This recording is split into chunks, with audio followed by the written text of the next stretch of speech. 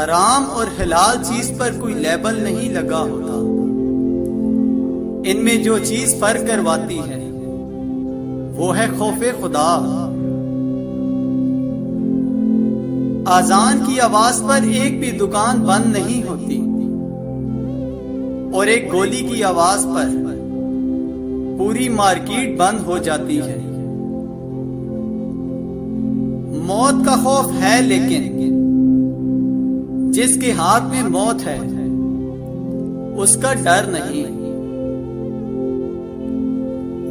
अफसोस जिस मजहब में औरत की आवाज तक का पर्दा है, उस मजहब की जवान लड़कियां टिकटॉक पर नाच रही हैं। तुम लोग ईगो को लेकर बैठे हो और वहां हजरत मोहम्मद सल्लल्लाहु अलैहि वसल्लम ने फरमाया था, अगर झुक जाने से तुम्हारी इज्जत कम हो जाए तो खुदा की कसम कयामत वाले दिन मुझसे ले लेना। टूटने वाली चीजों में एतमाद तीसरे नंबर पर आ गया, शीशा दूसरे, जबकि दिल अब भी पहले नंबर पर मौजूद है। पहले शर्म की वजह से पर्दा किया जाता था और अब पर्दा करते हुए शर्म आती है। जेब के गरीब के हालात मेहनत और लगन से बदल सकते हैं। दिलो दिमाग के गरीबों को बदलने की कोशिश सिर्फ वक्त का ज़िया है। रिश्ता ढूंढते वक्त लड़के की माँ और बहन वगैरह की सबसे बड़ी डिमांड ये होती है कि लड़की ज्यादा तेज ना हो। शायद इसीलिए हम नस्ल दर नस्ल बेवकूफ बच्चे ही पैदा किए जा रहे हैं। मैंने लोगों को मजहब के लिए लड़ते देखा है, लोगों को मजहब के लिए हिमायत करते देखा है, लोगों को मजहब के लिए मुखालफत करते देखा है, यहां तक कि लोगों को मजहब के लिए मरते देखा है। लेकिन लोगों को मजहब के मुताबिक जिंदगी गुजारते नहीं देखा। फातिहा लोगों के मरने पर नहीं, एहसास के मरने पर पढ़नी चाहिए, क्योंकि लोग मर जाएं तो सब्र आ जाता है, मगर एहसास मर जाए तो माशरा मर जाता है।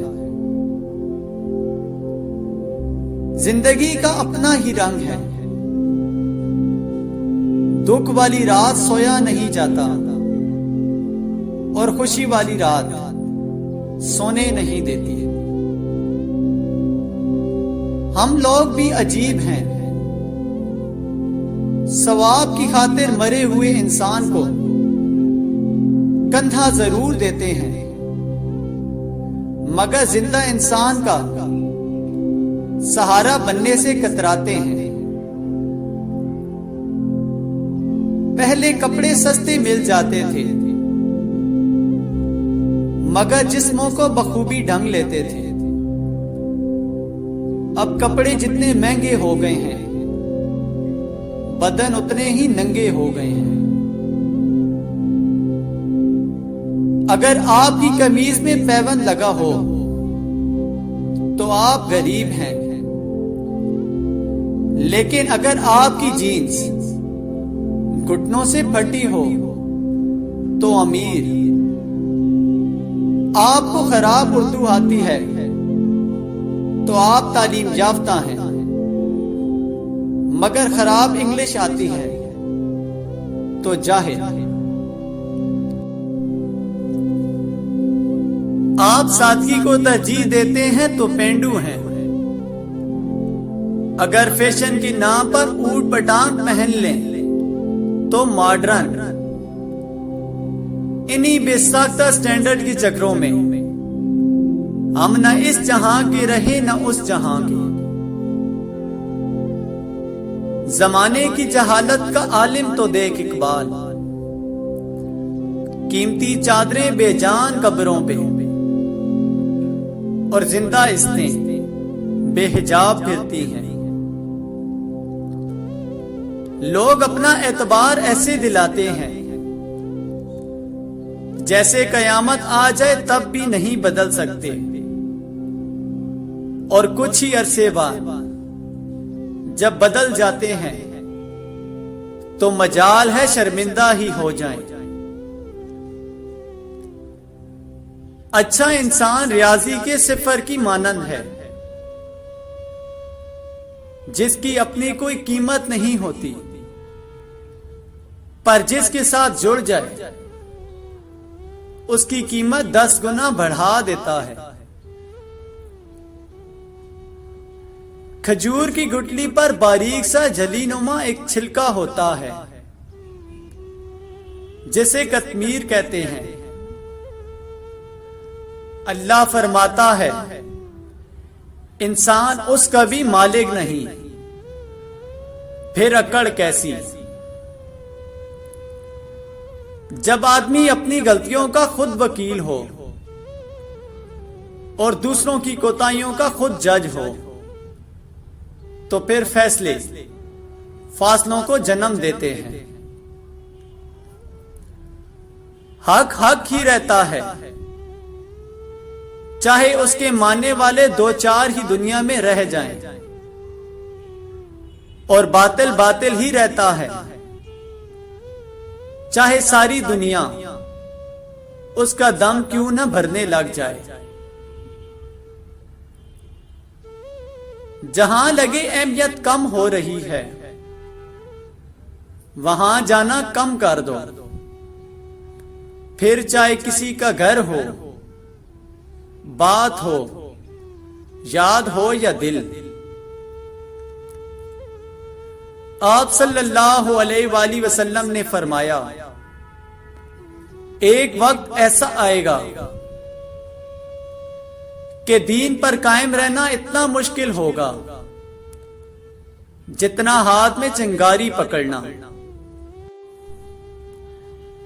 नाइंसाफी करने का मतलब है किसी और के हक पर डाका डालना। नाइंसाफी करने वाला दुनिया की नजरों से तो शायद बच जाए, मगर खुदा की गिरफ्त से कभी नहीं बच सकता।